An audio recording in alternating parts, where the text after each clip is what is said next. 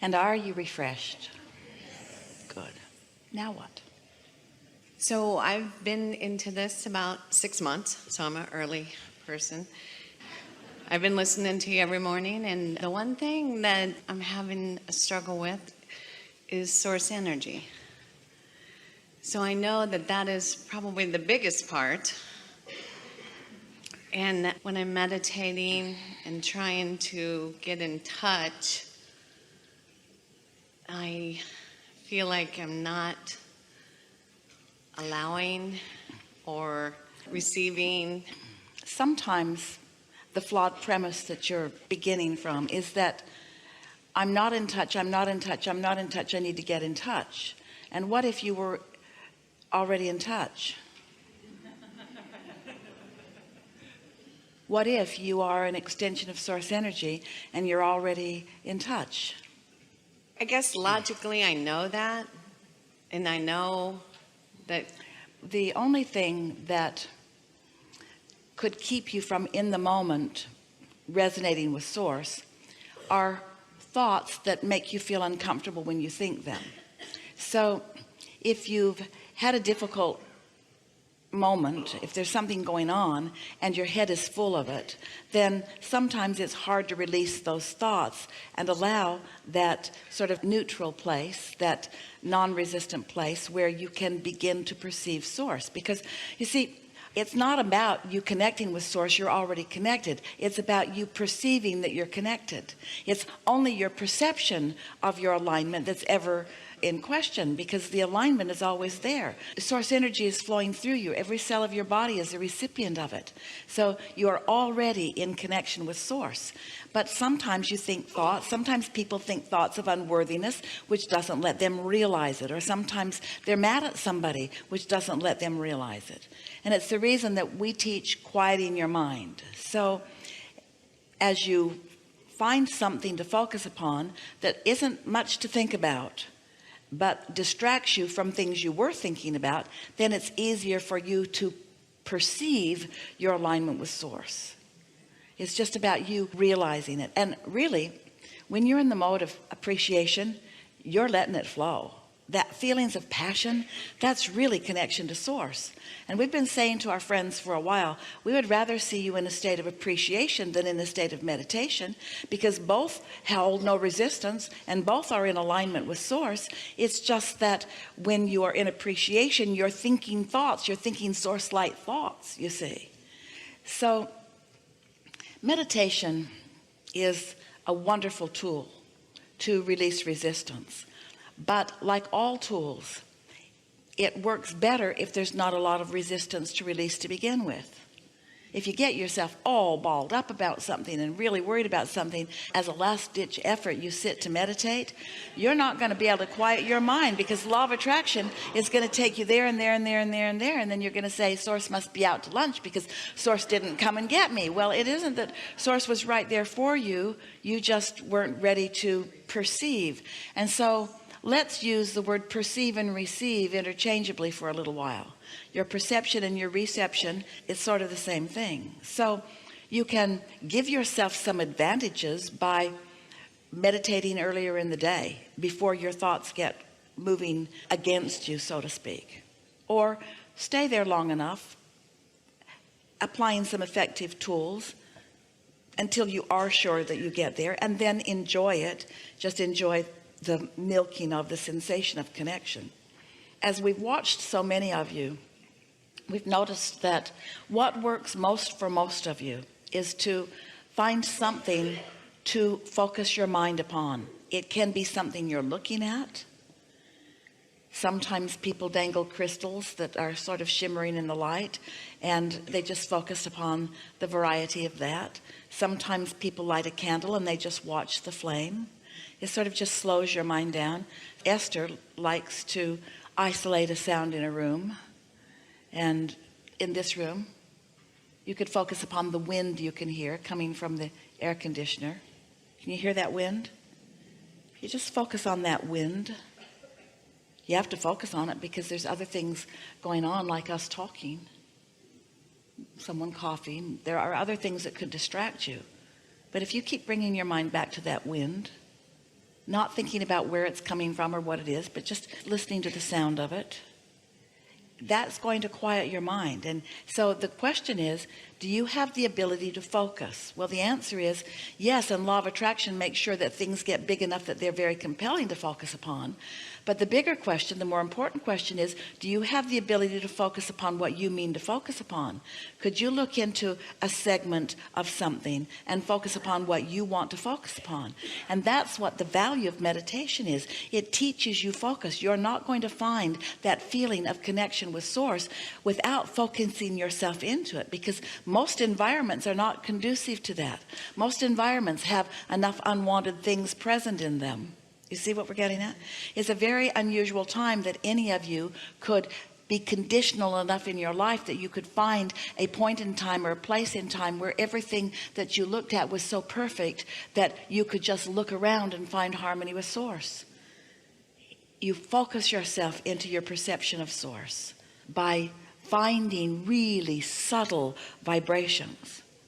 Because sometimes you go too hard into what you want. Sometimes people use meditation to sort of affirm what they want, and without even meaning to, they go over here too far to something that they want that hasn't manifested yet, that they're not ready for, and then they don't let what they are ready for happen. But what you are already, without exception, what you are all ready for is to quiet your mind and allow source to be within you unrestricted. There is not one of you who is not ready for that, you see.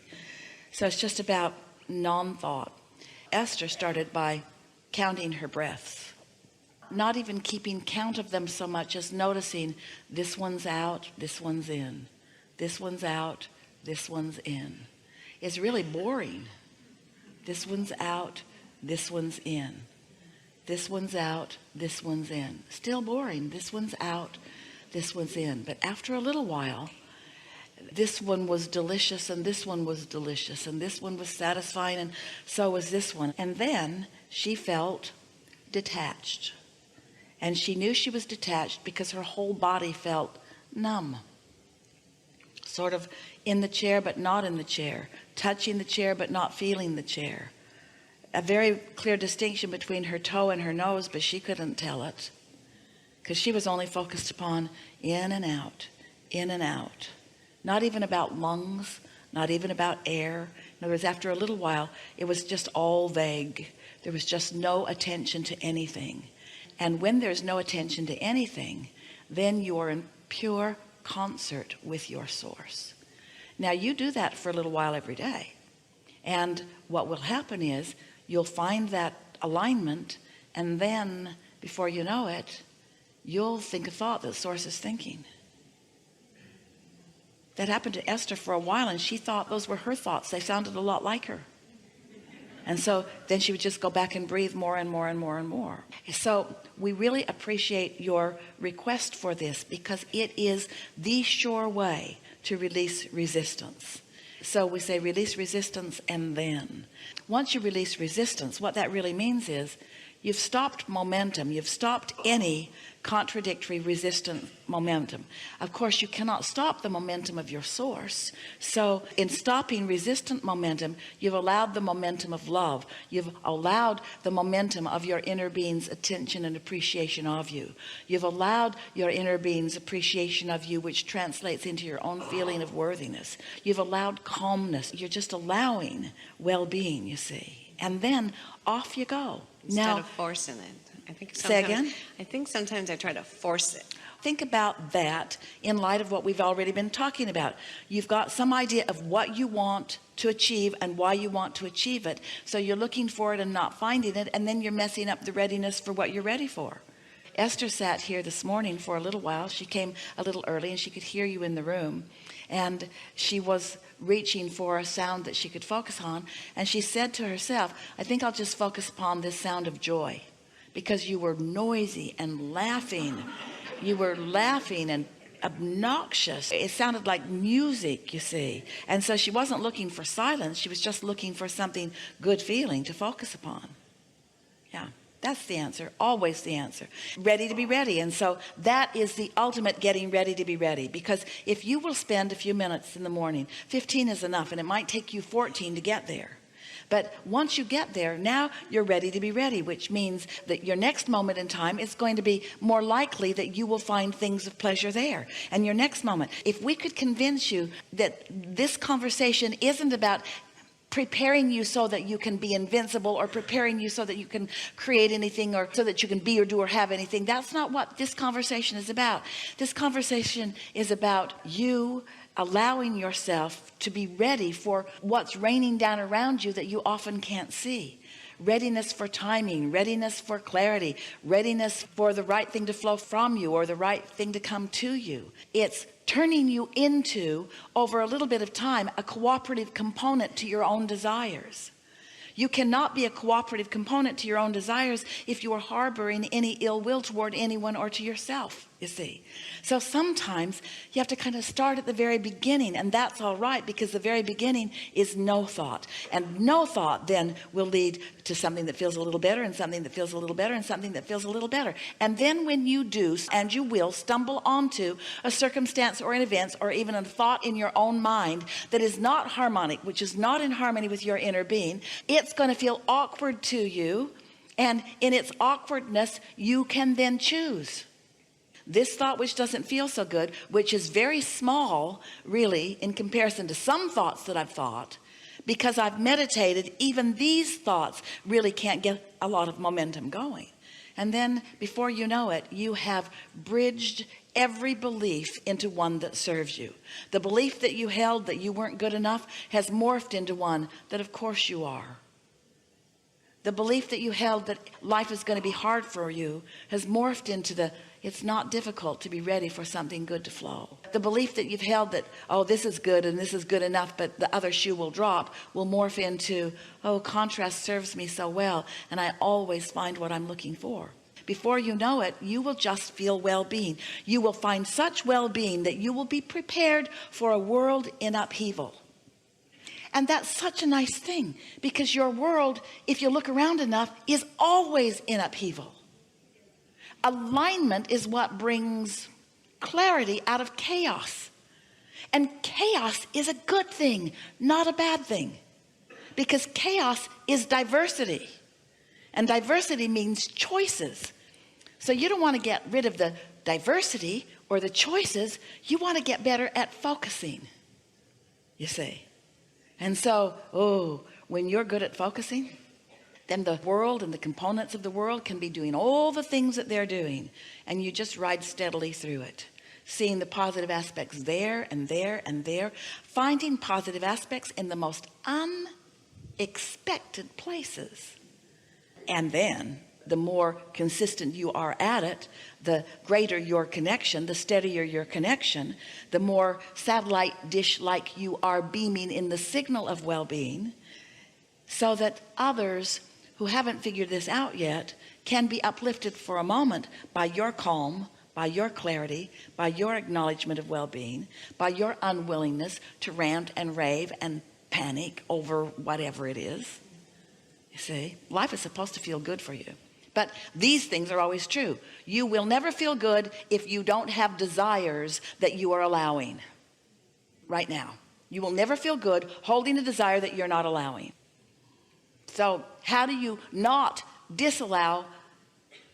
By focusing on something that doesn't hold the negative framework. You are better in no thought than in trying to bring a negative thought to a positive thought. Helpful?